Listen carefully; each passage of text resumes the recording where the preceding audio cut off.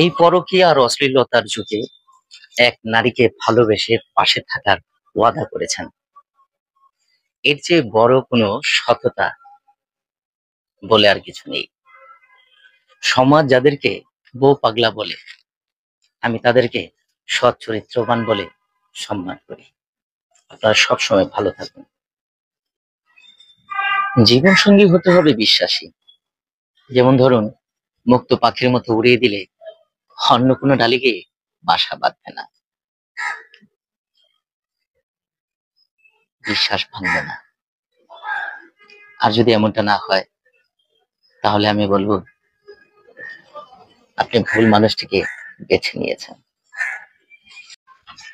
কথায় কথায় মানুষের ভুল ধরতে যাবেন না।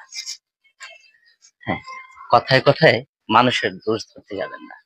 কারণ কথায় কথায় মানুষের দোষ ধরা মানুষগুলো না নিজেরা কখনো ভালো থাকতে পারে, না অন্যদেরকে ভালো থাকতে দেয়। বোকা মানুষ ধোঁকা খায়, সৎ মানুষ দুঃখ পায়, আর সরল মানুষ আঘাত পায়, আর স্বার্থপর মানুষ আনন্দে দিন কাটায়। এটাই বাস্তবতা।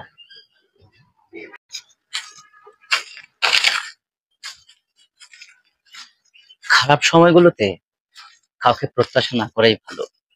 কারণ সময়টা যখন খারাপ যায়, তখন কেউ হাত ধরে না, কথায় কথায় ভুল ধরে। কাউকে অপমান করে খুব আনন্দে আছেন, মনটাকে হালকা লাগছে, আমি বলবো আপনি ভুল করেছেন। কারণ অপমান জিনিসটাই এরকম, পলিথিনের মতো। 1000 টন মাটির নিচে চাপা পড়ে থাকলেও পচে না। কাজেই সাবধানে থাকবেন আপনিও।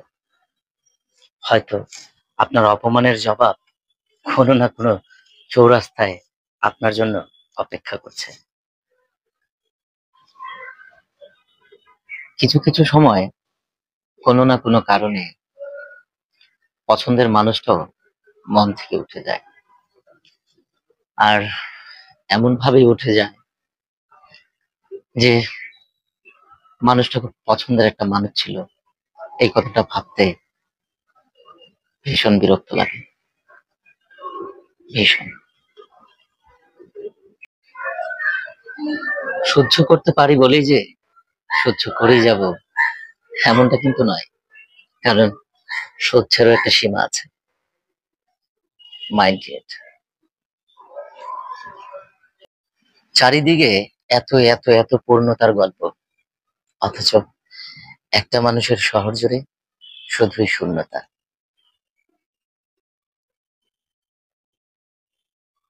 সবকিছুর দাম বাড়লেও সরল মানুষের সততা আর ভদ্র মানুষের ভদ্রতার দাম দিন দিন কমেই যাচ্ছে।